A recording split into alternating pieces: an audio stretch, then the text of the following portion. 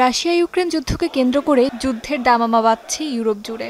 সম্প্রতি বিভিন্ন দেশে রুশ ড্রোনের অনুপ্রবেশের জেরে সংঘাত অন্যান্য দেশেও ছড়িয়ে পড়ার শঙ্কা বেড়েছে। এরই মধ্যে যুদ্ধের প্রস্তুতি হিসাবে সামরিক শক্তি বৃদ্ধিতে মনোযোগ দিয়েছে বেশ কিছু দেশ।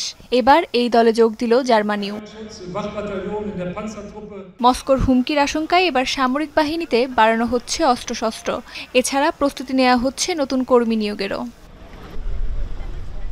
তবে জার্মানির দাবি, ভবিষ্যতে দেশের নিরাপত্তা জোরদার করার জন্যই প্রস্তুতি নেওয়া হচ্ছে। সরকার আগামী দশকের মধ্যে 2,60,000 সৈন্য নিয়োগ দিতে চায়, আরও 2 লাখ সৈন্যকে রাখতে চায় রিজার্ভে। আমার মনে হয় সামরিক বাহিনীতে এই বিনিয়োগ ভবিষ্যতে নিয়োগের প্রস্তুতি হিসাবে কাজ করবে। 14 বছর আগে দেশটিতে কেবল নিয়োগ স্থগিতই করা হয়নি, নিয়োগ পরিচালনার জন্য সম্পূর্ণ ব্যবস্থাও ভেঙে ফেলা হয়েছিল। ধীরে ধীরে এটি পুনর্নির্মাণের চেষ্টা করা হচ্ছে।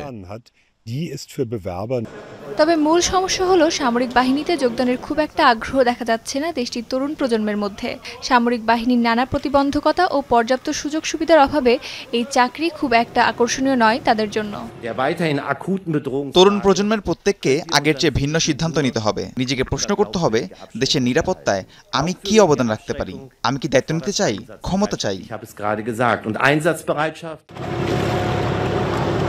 তাই সামরিক বাহিনীতে নিয়োগ নিয়ে ব্যাপক প্রচার প্রচারণা চালাচ্ছে প্রশাসন। সামাজিক যোগাযোগ মাধ্যম থেকে শুরু করে রাস্তাঘাটে পোস্টার, বিলবোর্ডেও দেখা যাচ্ছে বিজ্ঞপ্তির ছবি।